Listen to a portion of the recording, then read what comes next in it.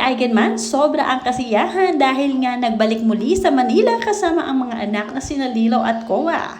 Nakita rin sila ng anak na panganay na si Ellie. At syempre, hindi mawawala ang banding ng buong Eigenman family lalo pa at may okasyon silang gaganapin ngayon.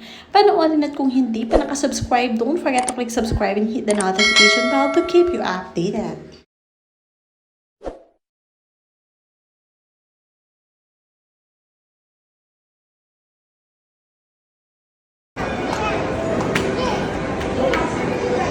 Para siyang example, I was gonna say. Sa taas.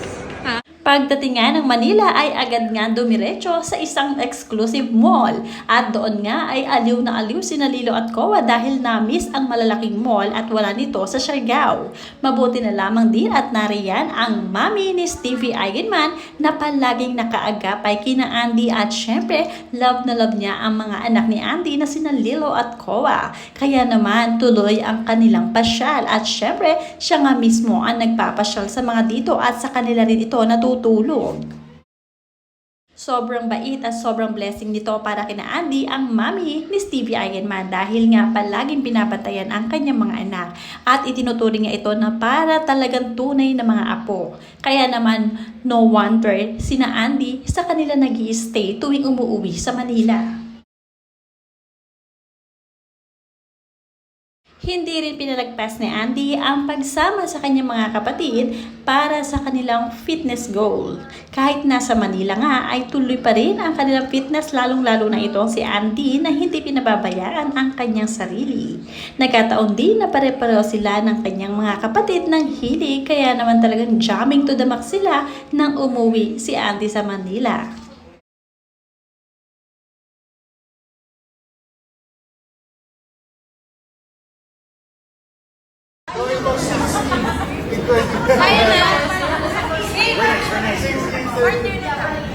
Okay, everybody, eyes and ears on me. Good morning, everyone. How is everybody doing? Sayang nga lamang at wala si Filmar Alipayo dahil hilig nga rin niya ang mga fitness goal gaya nito. Sayang nga at hindi nila nakakabanding itong si Filmar Alipayo dahil tuwing umuwi nga ng Manila itong si Andy ay nagpapaiwan na lamang ito si Filmar sa Siargao dahil nga kami-kabila ang kanilang business at si Filmar ang magbabantay dito. One more. We got Izzy, Lilo, And Brosio. ang Brosyo. Who's ang Brosyo? I want to be the angel. You're who? I want to be the Okay, the angel. angel. The pink angel. Okay, we got the...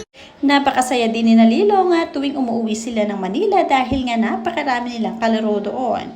Dumadami na rin nga ang Eigenman kids kaya naman talagang tuwan-tuwa si Lilo at Koa. Hindi sila naboboring sa Manila at marunong ding makibagay ang mga ito. Kapag nasa Manila talaga ay social looking ang mga ito at talagang nagsusuot ng magagandang damit. Kapag naman nasa isla ay simple lamang ang mga ito. Sanay na sanay makibagay sa mga taong kaharap nila. 30 minutes. Okay, 30 minutes. You're not, you can pee, but you have to be quiet. Okay, the winner for 30 minutes, 200 pesos, okay? If you make noise, one of you will have to say he made a noise. So you're out of the game. All right? Yes. Okay, let's start it now. Wait, can I be first? Lilo. Okay, go. You can pee first. Hello, Lilo. Pepper. Big sound. Okay, after Halo comes out from the bathroom, we're gonna restart the clock, okay? We're gonna start the clock. So you can breathe for now.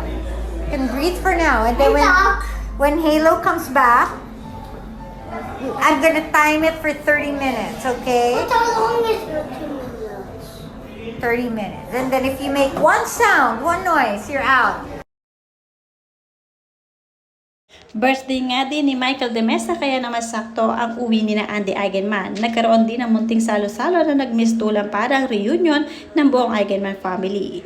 Nariyan pa din kasi ang lolo at lola ni Andy kaya naman napakasaya ng kanilang pamilya. Happy birthday to you.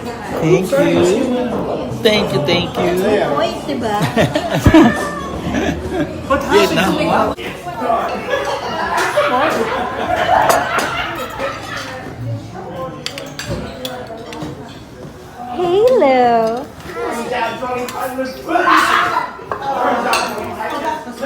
Dito ka lagay yung shells. You're so hungry. Anong nag-uusap?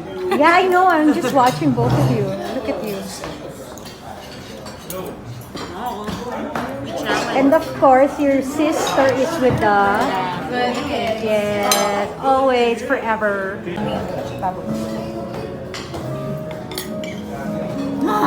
I love food. Sobrang bait talaga ng kapatid ni Andy Eigenman na si Stevie Eigenman. Wala talaga siyang masasabi dito. Dahil sila mismo ang kumukupkop kina Andy tuwing nasa Manila at sila ang nagbabantay sa mga anak ni Andy na sina Lilo at Koa. Talagang binibigyan nila ng oras sa mga ito lalong-lalo na kapag may free time sila, talagang nilalaro nila at talagang walang cellphone sa kanila ngayon. Focus sila sa pag-aalaga kina Lilo at Koa. Syempre, bigay buhos ang atensyon sa mga ito dahil madalang nila itong makasama. Kitang-kita rin ang kasiyahan ng kanilang Tita Stevie tuwing kasama ang mga pamangkin. Love na love nga niya ang mga ito kaya naman once in a while ay nagpupunta rin nga si Tita Stevie sa Siargao para bisitahin ang kanyang mga pamangkin doon.